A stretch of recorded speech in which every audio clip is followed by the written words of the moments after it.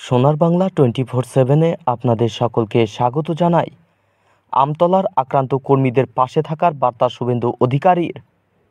Diamond হারবারের আমতলায় BJP কর্মীদের মারধরের অভিযোগ তৃণমূলের বিরুদ্ধে। আক্রান্ত কর্মীদের পাশে থাকার বার্তা শুভেন্দু অধিকারীর। পাশাপাশি যারা ঘরছাড়া তাদেরকে ঘরে ফেরানোর জন্য আশ্বস্ত করলেন তিনি। দেখুন কি বললেন রাজ্যের বিরোধী দলনেতা।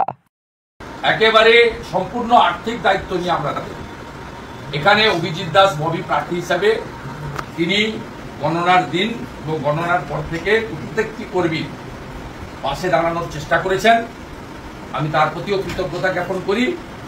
তিনি তার নিজের বাড়ি পার্শ্ববর্তী বাড়িগুলো ভাড়া করে আপনাদের মোটা কাপড় মোটা ভাতের অন্তত বেঁচে থাকার জন্য যেটুকু লাগে সে সুযোগ ব্যবস্থা করেছেন। আমিও প্রতিদিন প্রচারের আড়ালে থেকে সপ্তাহ প্রচার আমি কোনো সাংবাদিক বন্ধুকে ডাকি। আমি এখানে আসছি সূচনাও দিই। আমি বারুইপুরে গেছিলাম, কোনো সাংবাদিক ছিল না। অতএব আমি এসব প্রচার করি না, আমার প্রয়োজন হয় না। আমি নিষ্ঠার সঙ্গে কুশের উপরও কাজ করেছি, এখনো আপনাদের পাশে দাঁড়িয়ে কাজ করাবো।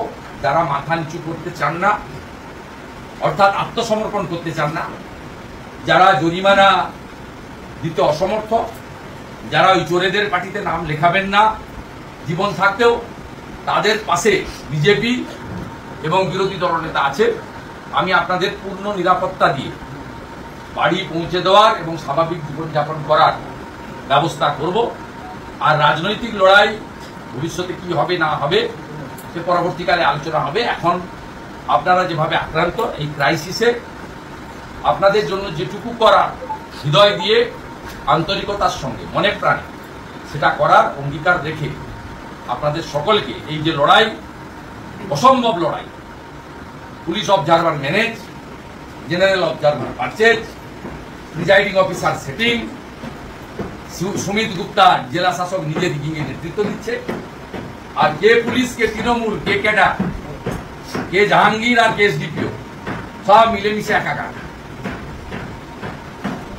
আগের দিন প্রিজাইডিং অফিসারদের থ্রেটনিং, সকালবেলা মক বলে 300-400 করে ভোট দিয়ে সেই ভোটকে ডিলিট করতে না দেওয়া,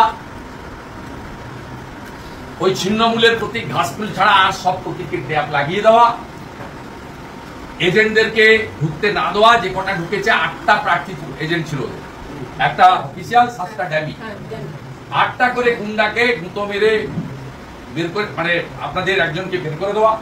এই একই জিনিস গণনাতে করেছে, কোথাও ইভিএম এর নাম্বারের সঙ্গে মিলেনি। বাকি এই লুটের ভোটকে কিভাবে আইনি পথে এর একটা শেষ দেখে ছাড়তে হয়।